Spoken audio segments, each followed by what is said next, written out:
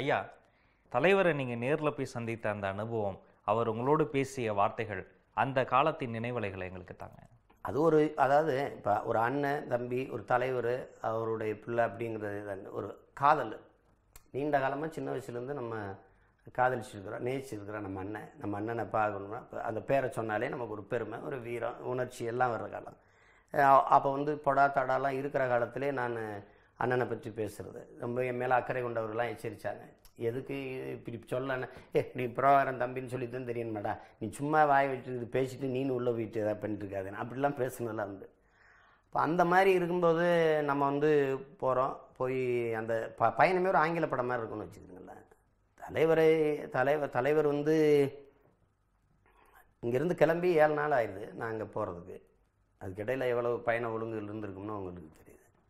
நான் போய் அந்த ஈழ நிலத்தில் இந்த கடலால் அப்படி போயிட்டுருக்கும்போது நான் கொஞ்சம் தாமதமாயிருது. படகு அப்படி உள்ள வச்சுட்டு நான் போய் சேர சரியாக 3 மணிக்கு போகணும். ஆனால் 5 மணிக்கு தான், நான் ஒரு 11-12 மணிக்கு போகணும். ஆனால் நாங்கள் 3 மணி போல் தான் போய் சேர்றோம். ஆனால் அந்த காலையில் 5 மணிக்கு எடுத்து வச்ச படகு அது தண்ணி உள்வாங்கிருச்சு, 1 கிலோமீட்டருக்குள்ளே போயிடுச்சு.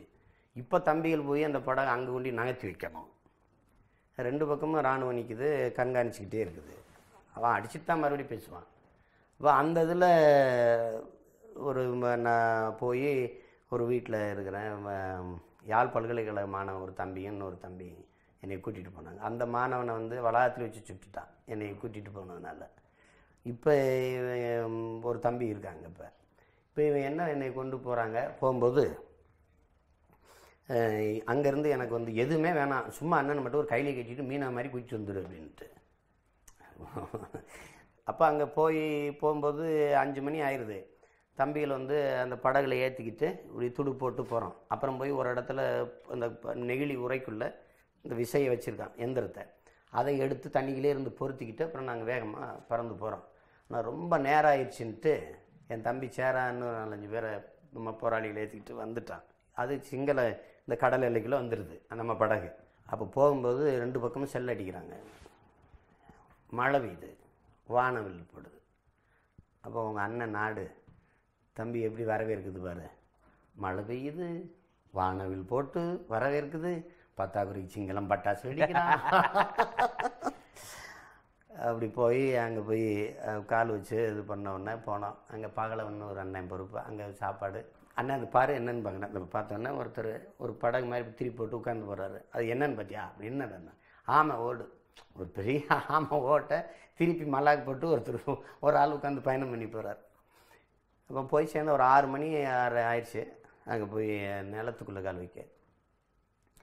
வச்சோடனே அண்ணனுக்கு சொல்லி விட்டாங்க, உன் தம்பி வந்தாச்சுப்பா அப்படின்னு. அங்கே போனோடனே நடேசனை கூப்பிட்டு சொல்லித்தார்.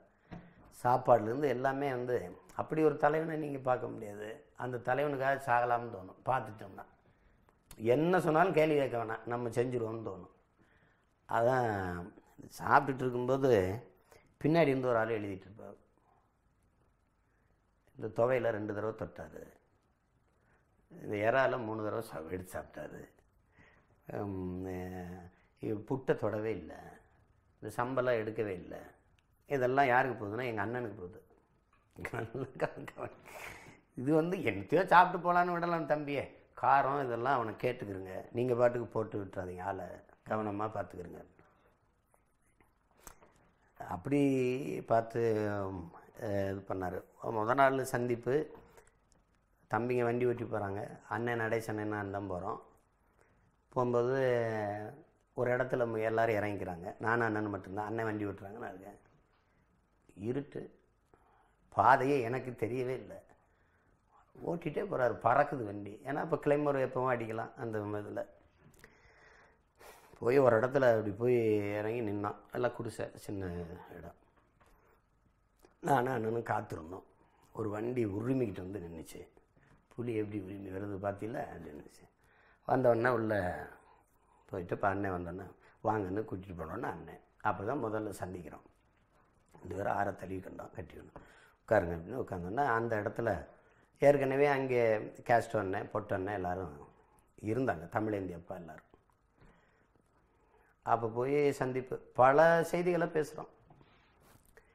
இந்திய அரசியல், தமிழக அரசியல், உலக அரசியல், திரைப்படம் குறித்து ரொம்ப கேட்டு தெரிஞ்சுக்கிட்டாங்க. யார் யாரெல்லாம் நம்ம விடுதலை போராட்டத்துக்கு ஆதரவாக நிற்கிற திரைக்கலைஞர்கள், இதெல்லாம் நல்ல உணர்வாளர்கள், இதெல்லாம் பிற அரசியல் இயக்கங்களில் நம்ம போராட்டத்துக்கு ஆதரவாக இருந்தவங்க. அப்போ நான் தான் வேல்முருகன், சாகுல் ஹமீது இதெல்லாம் அண்ணன்ட்ட சொல்கிறேன். பாட்டாளி மக்கள் கட்சியில் நம்ம ரத்தம் வேல்முருகன் அப்போ அதை சொல்கிறேன். அதை பொட்டன்னு ஆமதிக்கிறார். ஆமாம், அவங்களாம் நல்லா. சாகுல் ஹமீது இப்போ கூட பொடா வழக்கில் இருந்து வந்தவர் சொல்கிறேன். அவங்கள கேட்டுக்கிறாங்க. கேட்டுக்கிட்டு அண்ணன் சொல்கிறாங்க, அவங்களுக்கெல்லாம் எடுத்து இது சொல்லுங்கள், வாழ்த்து நன்றி சொல்லுங்கள். இல்லை நான் சொன்னேன், நான் வந்தவொடனே என்ன கொடுத்தா என்னென்ன பேச வச்சுட்டேன். பேசிட்டிங்களா? சரி. இப்படியே ஆரம்பிக்கிறோம் எங்கள் பேச்சுக்களை ஒவ்வொன்றா. முத நாள் எனக்கு சாப்பாடு வான்கோழி பிரியாணி, பெரிய கால் தட்டில். நான் அதுவரை சாப்பிட்டதில்லை. இவ்வளோ பெரிய காலாக இருக்குது, அது என்ன சாப்பிட்டு நல்லா இருக்கும். வான்கோழி என்ன சொன்ன, வான்கோழி பிரியாணி. அங்கே பந்தயம் போட்டு தான் சாப்பிடுவோம் நாங்கள். அது சந்தோஷத்துக்கு தெரியும், எல்லாரும் பந்தயம் போட்டு தான் போடுவோம். முத நாள் எனக்கு ஆமைக்கறி 28 கிலோ அனுப்பிட்டது. சாப்பாட்டு மேசைன்னா இது அவ்வளோ பெருசு இருக்கும். இறால் அப்படின்னா 6 வகை இறால் இருக்கும். நண்டுனா நண்டு அப்படியே தான் இருக்கும், அப்படியே முழு நண்டாக இருக்கும். பிளந்து பார்த்தா உள்ளுக்குள்ள மாதிரி. எப்படி சமைப்பாங்கன்னே தெரியாது. அதான் கடைசியாக உனக்கு என்ன வேணும்னு கேட்டோம், இந்த சமயக்காரரை கொடுக்கணும். இவரை மட்டும் எனக்கு கொடுத்துருக்கேன்னு நான், அவர் இங்கே இருக்கட்டும், நீ அப்புறம் வரும்போது இங்கே சமைக்கணும்ல அப்படின்னு சொல்லும். அப்படி பெரிய மேசை முழுக்க பந்தயம் போட்டு தான் சாப்பிடுவோம். நம்ம சந்தோஷ் ஐயா சொல்லியிருக்காரு, கடைசியில் யார் முடிக்கிறாங்கிறதுல ஒரு பந்தயம் வரும். ஆமாம், வேகமாக கடைசியாக முடிக்கிறதுல. அதில் அவங்கெல்லாம் கொஞ்சம் கொஞ்சமாக பின்னடைஞ்சிட்டாங்க. நானும் அண்ணனுக்கு தான் போட்டி. நான் என்ன பண்ணுறேன், நான் சாப்பிட்டே இருக்கேன். நான் கவனமாக கொஞ்சம் கொஞ்சமாக சாப்பிடுவேன், தோற்றக்கூடாதுன்ட்டு.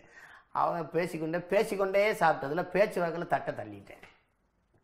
ஒரு பேச்சு வாக்கில் அப்படியே தட்டை அப்படி தள்ளினா அப்போ தோத்துட்டேன் நீ பந்தயத்தில். அப்படி ஆச்சு.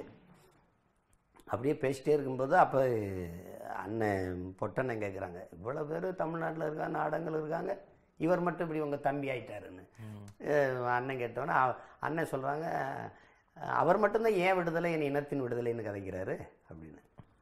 அப்போ தான் இந்த பேச்சுலாம் நுட்பமாக ஒவ்வொன்றையும் கவனிச்சுட்டு வந்திருக்கிறார். நான் பேசும்போது என் உரிமை, என் இனத்தின் விடுதலைன்னு நான் பேசியிருக்கேன் இந்த கடந்த காலங்களில். அதை கவனிச்சுட்டு சொல்கிறாரு. அப்போ அந்த இடம் எனக்கு ரொம்ப நெகிழ்ச்சி ஆயிடுச்சு.